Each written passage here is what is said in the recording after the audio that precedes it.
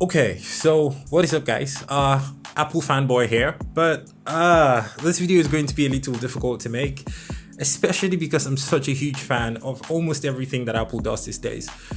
But this has to be like some sort of reality check, and I have to actually talk about this stuff because it's important. At the April 2021 Apple event, Apple actually announced new iPad Pros. And they essentially told us, or they pretty much did this weird shape-shifting thing with Tim Cook, where it put an M1 chip inside of an iPad. Essentially what they're telling us now is the iPads are no longer A14, A15 chip powered, they are now M1 powered, at least the iPad Pros. And what that should mean essentially, as far as I know, because iPads for a very long time have been light years ahead of every other tablet manufacturer when it comes to performance, but they're still just iPads, especially because they're limited by iPad OS. So with iPad OS and an iPad, I pretty much can't do the exact same things that I do with my Office Mac or my MacBook or something.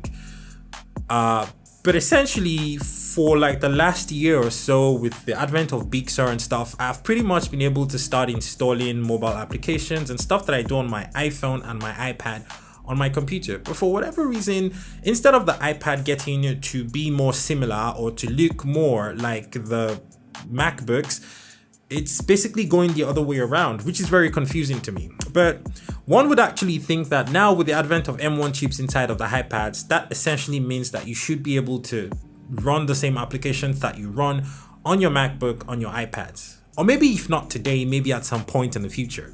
And the reason why I say this is because with an M1 chip, you should reasonably be able to run Final Cut Pro. For the longest time, video creators and creatives who actually use things or buy things like iPad Pros have wanted Final Cut Pro on an iPad. In fact, personally, if I had Final Cut Pro on an iPad, I probably would never buy another MacBook because there is no point.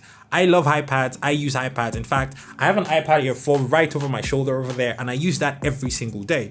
Imagine if I had Final Cut Pro on that. I wouldn't even need to come into the office to do anything or to get anything done because almost all the work that I do, all the video edits that I do inside of Final Cut Pro. So with the M1 chip now inside of your iPad Pros, I would imagine that at some point in the future, we should be able to expect that we will be able to use applications like Final Cut Pro on our iPads. But don't hold your breath. You see, Apple is very complicated. They can decide to do it and then they can decide not to do it. But at least now we know that they're closer than ever before to doing stuff like this or implementing changes that may help us actually move closer to seeing stuff like this being implemented on our iPads. Now, this essentially brings us to one very difficult conclusion. I don't think you should buy one right now. I think you actually should wait. And as painful as it is for me to say that, because these are actually fantastic devices that blow anything else that's remotely competition out of the water, you just shouldn't buy them yet until we know for sure. I mean, if in 3 months they do some software updates, some abracadabra, and all of a sudden we can now run Final Cut Pro and other applications on our iPads, great, fantastic, go ahead and buy it then.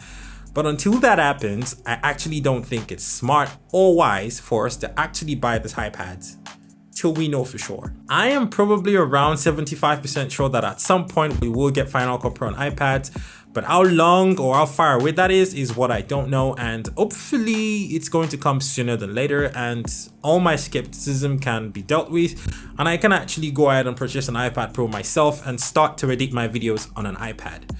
Anyways, that was pretty much why I personally wouldn't be buying an iPad yet until maybe they make changes to the iPad OS or some sort of changes that make us actually be able to use Final Cut Pro on our iPads.